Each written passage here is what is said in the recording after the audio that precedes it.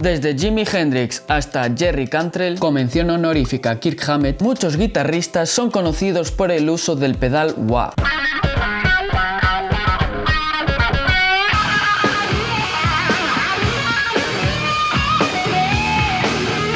El efecto de wah tiene una peculiaridad electrónica con respecto a otros pedales, que también pasa con la mayoría de fuzz, tipo fuzz face y así. Y es que guitarra, o más bien las pastillas de la guitarra más un wah, electrónicamente hablando, forman uno solo. Dicho de otra forma, el wah se vuelve muy sensible a las pastillas de la guitarra. ¿Y esto por qué pasa? Me voy a poner friki un momentito, si me lo permitís. Normalmente, este tipo de efectos tienen muy poca impedancia de entrada. No es como, por ejemplo, los pedales Boss, que tienen un buffer para nivelar impedancias, alta impedancia en la entrada y baja en la salida. Esto, por así decirlo, desacopla la señal que entra con la señal procesada. Obviamente tiene sus beneficios como no degradar la señal de audio. ¿Significa entonces que los efectos como el wah degradan la señal de audio? Sí, exactamente, lo has entendido. En cierta forma, lo hacen. Es por eso que se pone tanto el wah como el fuzz al principio de la cadena de efectos. Y también es el por qué es tan preciado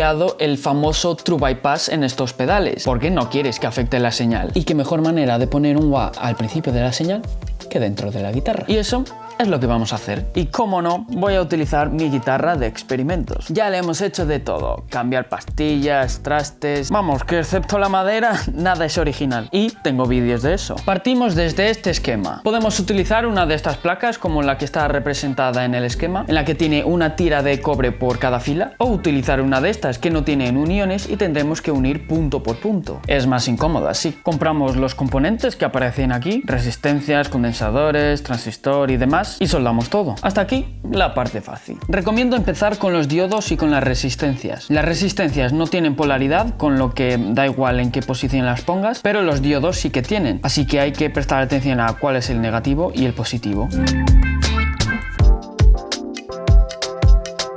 Para hacer la soldadura más fácil, yo creo que convendría hacer fila por fila, porque si no al final habrá muchas patas. Entonces vamos por fila, unimos los puntos y cortamos los sobrantes.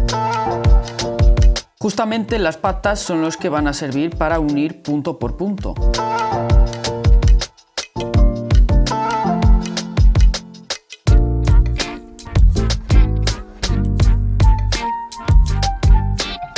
Al final quedaría una cosa así. Como vemos, cada fila está unida, excepto en algunos puntos que son los puntos rojos del esquema. Por ejemplo, aquí me he equivocado, la pata tendría que ir en un punto abajo, pero como lo unimos punto a punto, lo he resuelto así. En el esquema, esta resistencia sería para el LED, pero como nosotros no vamos a poner, porque no lo necesitamos, lo podemos omitir tranquilamente. En cuanto al transistor, he utilizado el mismo, pero para el diodo no. Este diodo es de protección al circuito. Yo he utilizado el 1N de la serie 4000. Estos circuitos más pequeños de los pedales normalmente no necesitan tanta potencia. Siempre y cuando el diodo proteja por encima de los 9 voltios y 1 amperio, por ejemplo, está más que bien. Obviamente la placa ha quedado más grande de lo que aparenta aquí, entonces la voy a recortar. Y estos nombres que salen aquí son los puntos que tenemos que unir según lo que pida. En este caso sería la pata 1 del wah, la pata 2 y 3 del wah, el input de la guitarra, los 9 voltios de alimentación, la masa y la salida. Como nosotros tenemos este tipo de placas, el punto del input de la guitarra sería, por ejemplo, esta pata de la resistencia. Este circuito se inspira en los pedales wah de los años 60, tipo los que utilizaba Jimi Hendrix. Pero, a diferencia de esos, este circuito no lleva un inductor y es muy difícil encontrar uno que tenga esos altos valores a un precio asequible. Así que creo que esta es la mejor opción que tenemos. Aparte de que es un circuito sencillo, pequeño y barato. La cosa es que, como lo voy a poner dentro de la guitarra, no voy a poder hacer el típico wah-wah. Pero esa es la idea. Es decir, que funcione más como control de tono que como un pedal de wah. Por otro lado, ¿cómo lo vamos a alimentar? Obviamente no convendría tener un cable como los que utilizamos para alimentar nuestros pedales. Entonces, como necesitamos 9 voltios, vamos a utilizar una pila de 9 voltios.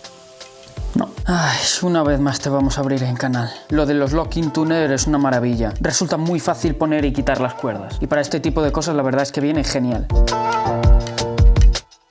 El verdadero enigma ahora está en saber en cómo voy a meter todo esto aquí dentro. Bueno, que no es solo esto. Me he olvidado de decir que voy a utilizar un potenciómetro push-pull, que ya lo había utilizado anteriormente en esta guitarra para hacer el coil split cuando tenía el humbucker, pero que ahora lo voy a utilizar como conmutador de encendido y apagado. Si lo pongo aquí, creo que no me cabrá, porque estaría sobre esta posición y sobresale de la madera. Entonces creo que voy a intercambiar por este, que además ya tenía el hueco para este mismo potenciómetro. Entonces este se quedará como el control de graves y aquí pondré el potenciómetro del wah, y esto seguirá siendo volumen. La conexión del control de tono quedará exactamente igual. Lo que haremos es que la salida del control de volumen, en vez de ir directamente al jack, lo tendremos que pasar por el wah. Así que manos a la obra.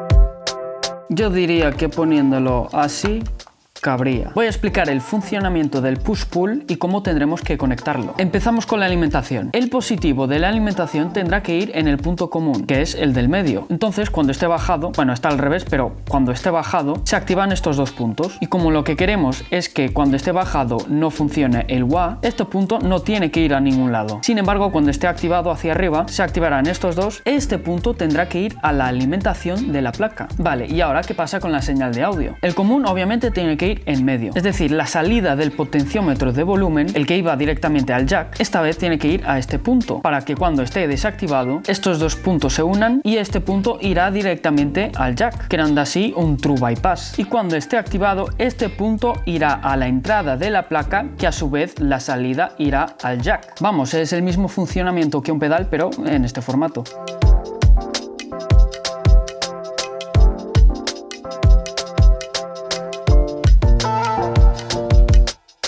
Como veis, ya está funcionando. Pero claro, esto está hecho para utilizarlo con el pedal, por lo tanto el funcionamiento está al revés. Cuando lo minimizamos suena más agudo y queremos justo lo contrario, como en el control de tono. Así que simplemente es intercambiar los pines del potenciómetro. Y ahora sí funciona como queremos.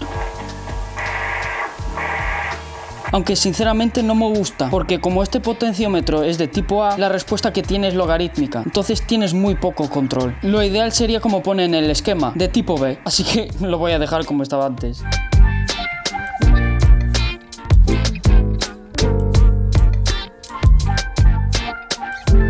Ahora sí, solo queda probarla. Como no, voy a utilizar mi pantalla del amplificador, el amplificador en sí y un fuzz tipo fuzz face. De estos tres tengo vídeos al respecto sobre ellos.